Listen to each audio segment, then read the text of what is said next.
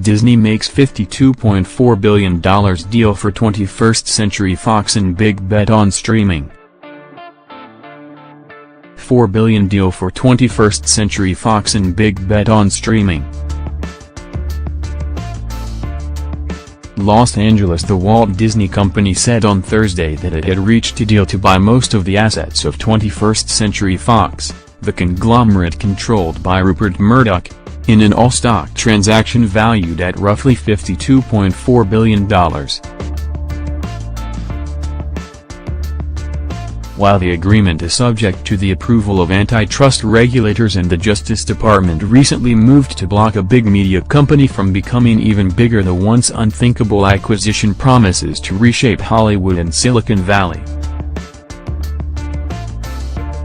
It is the biggest counterattack from a traditional media company against the tech giants that have aggressively moved into the entertainment business. Disney now has enough muscle to become a true competitor to Netflix, Apple, Amazon, Google and Facebook in the fast-growing realm of online video. At the same time, the agreement means that one of moviedom's most celebrated studios, 20th Century Fox, will be downsized, with some operations folded into Walt Disney Studios or refocused to make films designed for online distribution. Founded in 1935, the Fox studio championed Marilyn Monroe, produced classics like The Sound of Music, released the first Star Wars movie and, more recently, turned Avatar into the biggest ticket seller of all time. But lately, like most of Hollywood, 20th Century Fox has struggled to keep pace with the changing way younger audiences view content, namely on an internet-connected device. Disney said it expected the acquisition to yield at least $2 billion in total cost savings. To complete the integration, a legacy-defining task, Robert A. Iger, Disney's chairman and chief executive, agreed to renew his contract for a fourth time, delaying retirement from July 2019 to the end of 2021. Mr. Murdoch asked Mr. Iger to stay as a condition of the deal, which was valued at $66.1 billion including debt. "We're honored and grateful that Rupert Murdoch has entrusted us with the future of businesses he spent a lifetime building," Mr. Iger said in a statement. Not included in the acquisition, Fox News, the Fox Broadcast Network and the FS1 Sports cable channel. Mr. Murdoch said he would spin those businesses and a handful of other properties, including the 20th Century Fox lot in Hollywood, which Disney is not buying, into a newly listed company. "I know a lot of people are wondering, why did the Murdochs come to such a momentous decision?"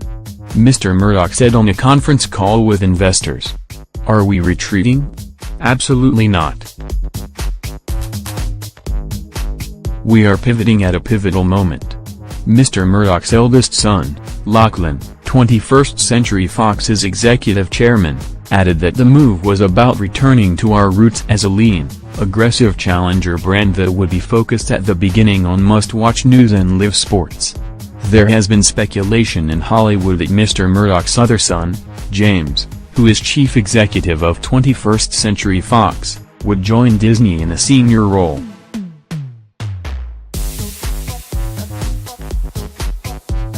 Mr. Iger told investors on a conference call that has not yet been decided. "He will be integral to helping us integrate these companies over the next number of months," Mr. Iger said. "Over that time, he and I will continue to discuss whether there is a role for him here or not." The Murdochs declined an interview request. Disney, which owns ABC and ESPN, hopes 21st Century will supercharge its plans to introduce two Netflix-style streaming services. The company's first major streaming effort, ESPN+, will arrive in the spring. A second and still unnamed offering, built around the company's Disney Marvel, Lucasfilm and Pixar brands, will roll out late next year. Rounding out its streaming portfolio will be Hulu, the already established service that focuses on older viewers with programming that includes ABC shows. Mr. Iger is buying 21st Century Fox's minority stake in Hulu, resulting in majority control of the streaming service by Disney, which previously owned 30%. Comcast and Time Warner also have stakes in Hulu. "We're going to launch big, and we're going to launch hot," Mr. Iger said in September when announcing Disney's streaming strategy. At the time, it could have been viewed as old-fashioned exaggeration. Disney is purchasing the Fox television studio, which has 36 series in production, including The Simpsons, Homeland, This Is Us and Modern Family. Disney's significantly smaller TV factory, ABC Studios, has delivered series of inconsistent quality and lost its biggest hitmaker in August when the Grey's Anatomy producer Shonda Rhimes decamped for Netflix. To augment ESPN+, Disney is adding 21st Century Fox's chain of 22 regional cable networks dedicated to sports, including the YES Network, which carries New York Yankees games. As part of the deal, Disney will also get the FX and National Geographic cable networks, and stakes in two behemoth overseas television service providers, Sky of Britain and Star of India. That component of the deal would seem to contradict Disney's push to lessen its reliance on traditional television, a business built on third-party cable subscriptions that is now in decline as people turn to streaming services for home entertainment. But those assets serve another one of Mr. Iger's strategic goals, making Disney more of an international player. Disney has major operations in Europe, Japan and China, where it opened Shanghai Disneyland last year. But most of Disney's profit still comes from the United States, where ESPN dominates, despite recent struggles, and annual attendance at Walt Disney World in Florida and the Disneyland Resort in California totals 162 million people. Since taking over as Disney's chief executive in 2005, Mr. Iger has greatly expanded Disney's theme park operations, opening in Shanghai against all odds and nearly tripling the size of Disney Cruise Line. Walt Disney Studios, bolstered by Mr. Iger's acquisitions of Pixar, Lucasfilm and Marvel, has become Hollywood's runaway leader.